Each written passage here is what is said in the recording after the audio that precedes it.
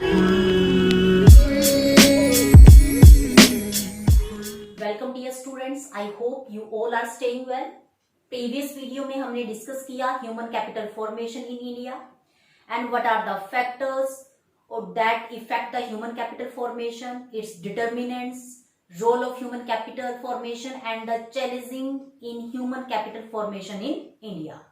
From today we are going to start the next chapter, that is chapter number 9, rural development. It means आज हम बात करेंगे rural development की।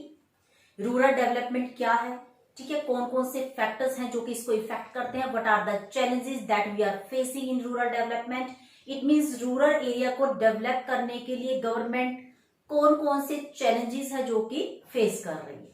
सो let's start with first topic, that is challenges of rural development. It means अगर हमने rural area को develop करना है, अगर हम गवर्नमेंट के पॉइंट ऑफ व्यू से बात करें तो कौन कौन सी प्रॉब्लम है जो कि गवर्नमेंट को फेस करनी पड़ती है। बट इससे पहले हम बात करेंगे रूरल डेवलपमेंट होता क्या है। So what is rural development?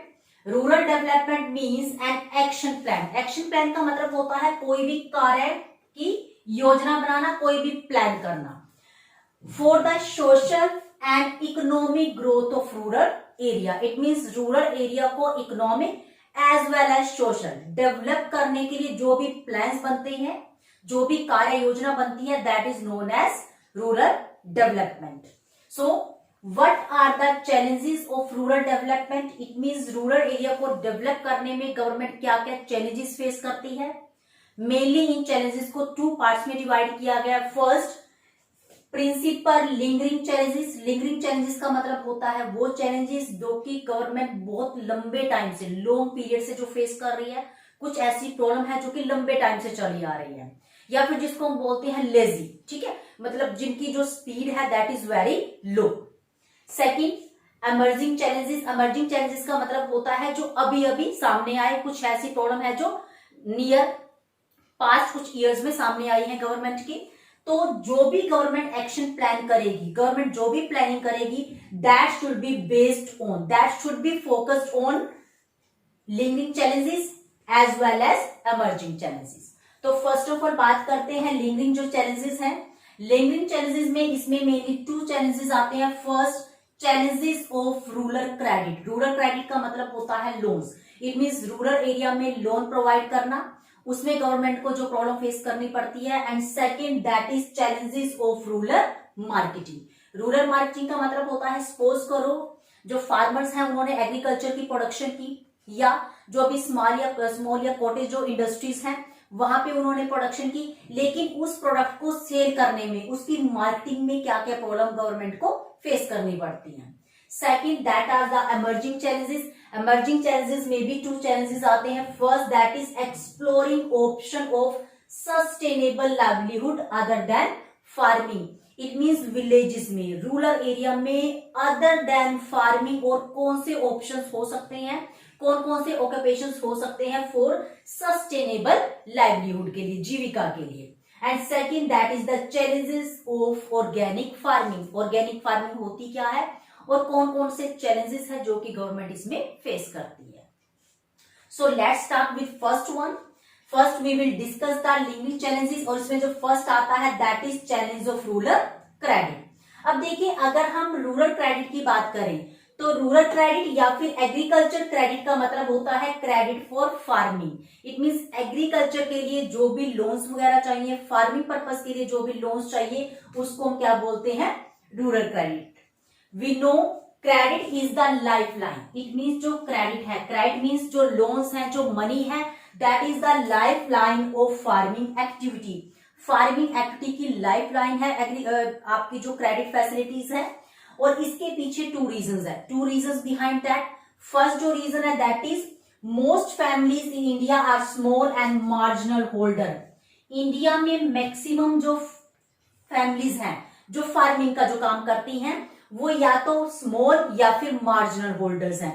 Small का मतलब उनके पास या तो लैंड बहुत कम है, बिल्कुल ही नहीं है, और या फिर बहुत, जिसको बोलते हैं मार्जिनल, एवरेज, लिमिटेड उनके पास लैंड है। इट मींस लिमिटेड सी लैंड के वो ओनर हैं। That's why production for subsistence, और वो जो प्रोडक्शन करते हैं उनकी फार्मिंग का जो प्रोडक्शन का जो पर्पज है that is not trade, it means income earn करने के पॉइंट ऑफ व्यू से वो फार्मिंग की जो गुड्स है या जो एग्रीकल्चर जो है उसकी प्रोडक्शन नहीं करते। They are doing agriculture work only for the purpose of subsistence. Subsistence का मतलब होता है सिर्फ आजीविका, अपने खाने पीने के लिए वो गुड्स की प्रोडक्शन करते हैं। That's why lack of surplus, क्योंकि उनका पर्पस प्रॉफिट अर्न करना नहीं है तो उनके पास इतनी मनी भी नहीं होती भी जो सरप्लस उनके पास बचा उसको उन्होंने मार्केट में सेल कर दिया और उससे जो मनी आई उसको उन्होंने री इन्वेस्ट कर दिया।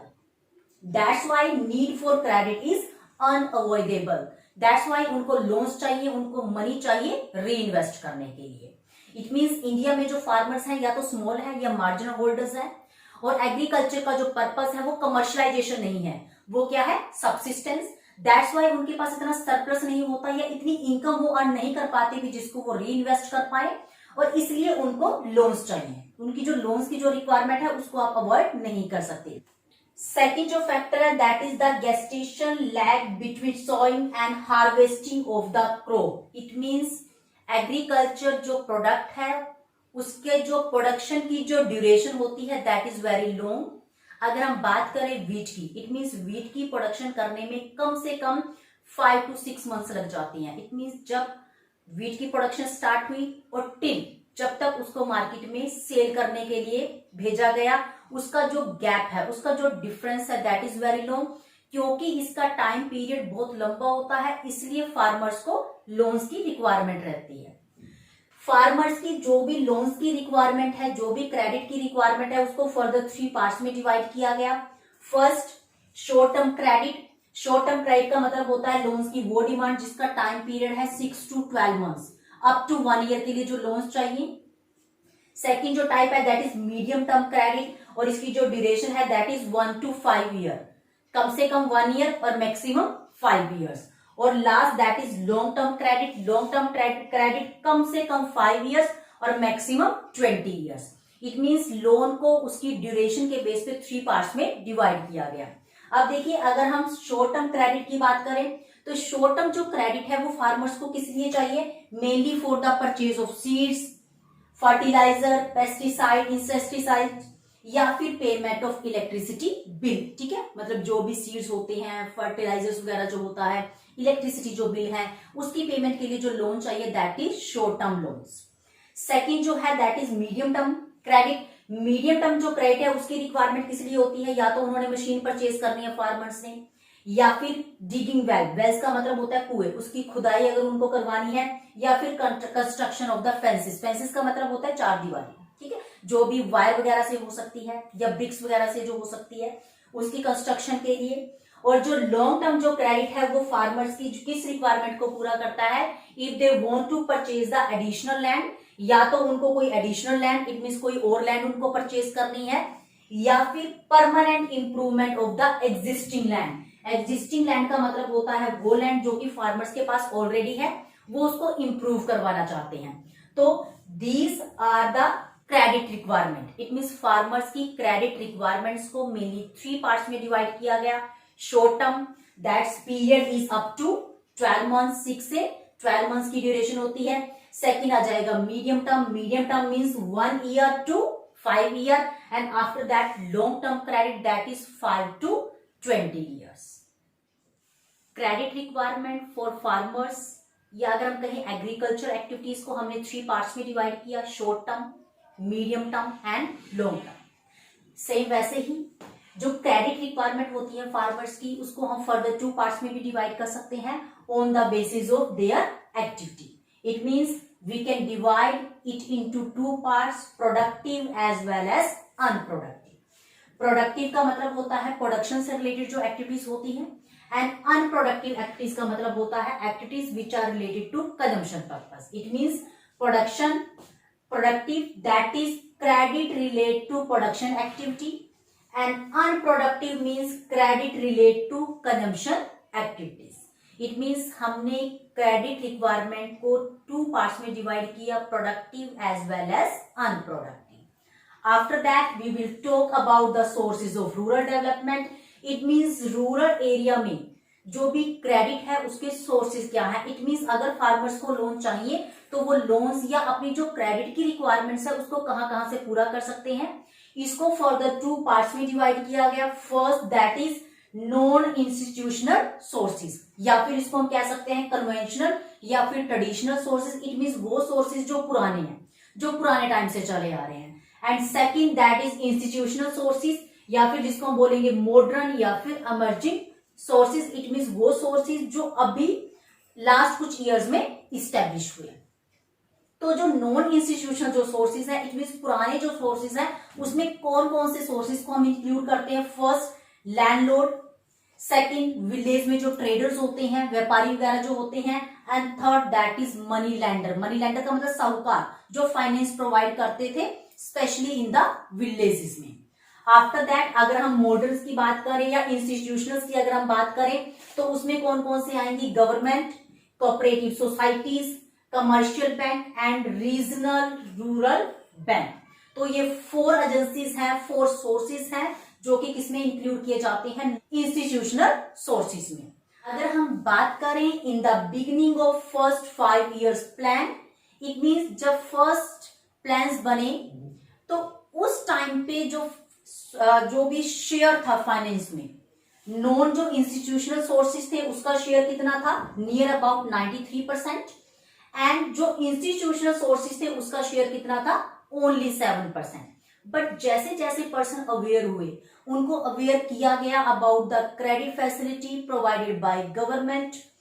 इसके बाद अगर हम प्रेजेंटली आज की अगर हम बात करें तो जो नॉन इंस्टीट्यूशनल जो सोर्सेज है उनका शेयर रिड्यूस होके कितना हो गया है, 34%, एंड जो इंस्टीट्यूशनल जो सोर्सेज है उसका शेयर कितना है now, that is 66%। It means there is a lot of difference. ठीक है, पहले कितना था, ओनली 7%, बट नाउ अगर हम आज की बात करें तो that is near about 66 to 67%। इसके साथ ही जो भी आपका टोटल इंस्टीट्यूशनल जो क्रेडिट है उसमें जो कोऑपरेटिव क्रेडिट जो है, इट मींस कोऑपरेटिव जो सोसाइटीज हैं उनका जो शेयर है that is 15%। It means total credit requirement का 15% कौन पूरा करता है, cooperative societies. And commercial bank that share is 75%। और रिमेनिंग की अगर हम बात करें तो we have 2 other sources, government and regional rural bank. It means जो भी फाइनेंशियल रिक्वायरमेंट्स थी रूरल एरिया में, उसकी फाइनेंशियल रिक्वायरमेंट्स को पूरा करने के लिए 2 जो ऑर्गेनाइजेशन है, 2 सोर्सेज हैं, उन्होंने काम किया। First that is non institutional, it means जिसके ऊपर कुछ रूल्स रेगुलेशंस नहीं है, and second that is institutional sources, those who are working under some rules and regulation. So this is all about rural credit. Rural credit को कितने parts में divide किया गया and what are the sources of rural credit.